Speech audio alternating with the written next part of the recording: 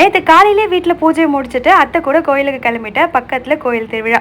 அங்கே போய் சாமி கும்பிட்டு வீட்டுக்கு வந்ததும் பார்சல் வந்து ரிசீவ் பண்ணியிருந்தேன். நியூ ஸ்டாக்ஸ் வந்திருந்தது. ஸோ அதை வந்து ஓப்பன் பண்ணி ஸ்டாக்ஸ் எல்லாம் கவுண்ட் பண்ணி எடுத்து வச்சுட்டு அதுக்கப்புறம் இருந்த ஆர்டர்ஸ் எல்லாத்தையுமே டிஸ்பேச் பண்ணிவிட்டு அப்படியே ரொம்ப டயர்டாக இருந்தது.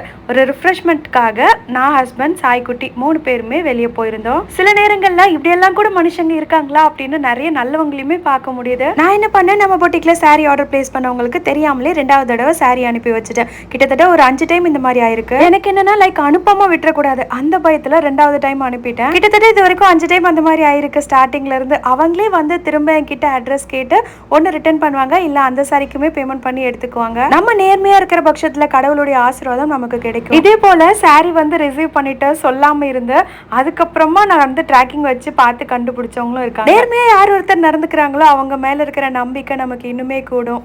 பாய்.